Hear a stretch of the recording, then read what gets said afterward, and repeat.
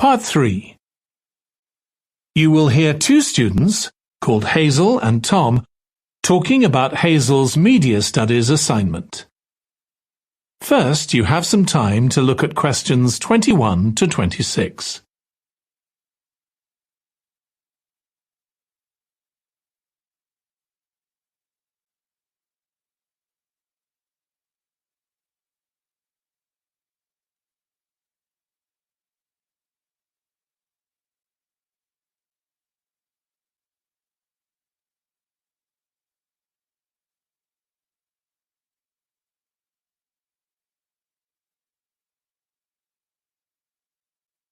Now listen carefully and answer questions 21 to 26. Tom, could I ask you for some advice, please? Yes, of course. If you think I can help. What's it about? It's my first media studies assignment, and I'm not sure how to go about it. You must have done it last year. Is that the one comparing the coverage of a particular story in a range of newspapers? That's right. Oh, yes. I really enjoyed writing it. So, what sort of things do I need to compare? Well, there are several things. For example, there's the question of which page of the newspaper the item appears on. You mean because there's a big difference between having it on the front page and the bottom of page 10, for instance? Exactly. And that shows how important the editor thinks the story is. Then there's the size. How many column inches the story is given. How many columns it spreads over. And I suppose that includes the headline. It certainly does. It's all part of attracting the reader's attention. What about graphics? Whether there's anything visual in addition to the text? Yes, you need to consider those too, because they can have a big effect on the reader's understanding of the story. Sometimes a bigger effect than the text itself. Then you'll need to look at how the item is put together.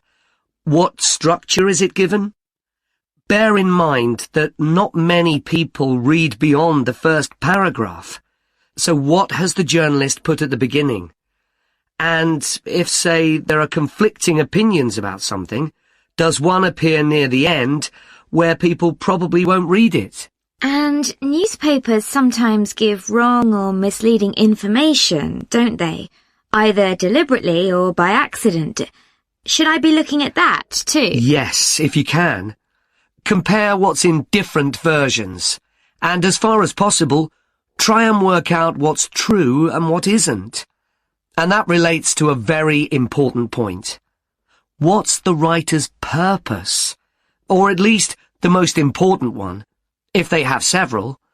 It may seem to be to inform the public, but often it's that they want to create fear or controversy, or to make somebody look ridiculous.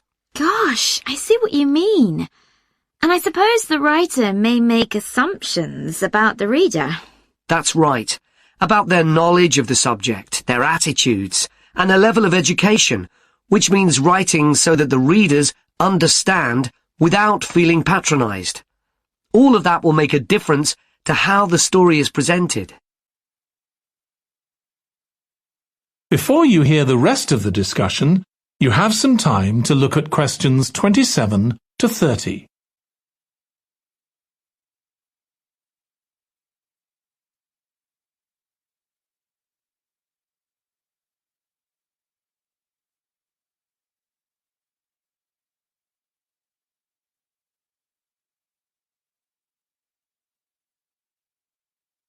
Now listen and answer questions 27 to 30.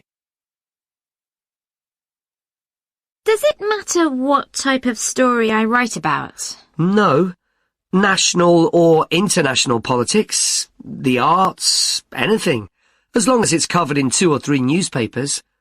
Though, of course, it'll be easier and more fun if it's something you're interested in and know something about.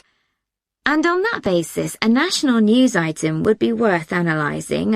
I'm quite keen on politics, so I'll try and find a suitable topic.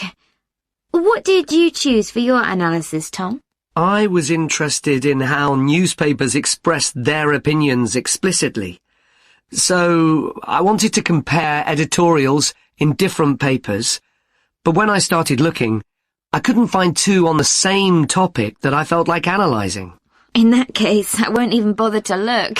So in the end, I chose a human interest story, a terribly emotional story about a young girl who was very ill, and lots of other people, mostly strangers, raised money so she could go abroad for treatment. Actually, I was surprised. Some papers just wrote about how wonderful everyone was, but others considered the broader picture, like why treatment wasn't available here. I usually find stories like that raise quite strong feelings in me. I'll avoid that. Perhaps I'll choose an arts topic, like different reviews of a film or something about funding for the arts. I'll think about that. Yes, that might be interesting. Okay, well, thanks a lot for your help, Tom. It's been really useful. You're welcome. Good luck with the assignment, Hazel. That is the end of part 3.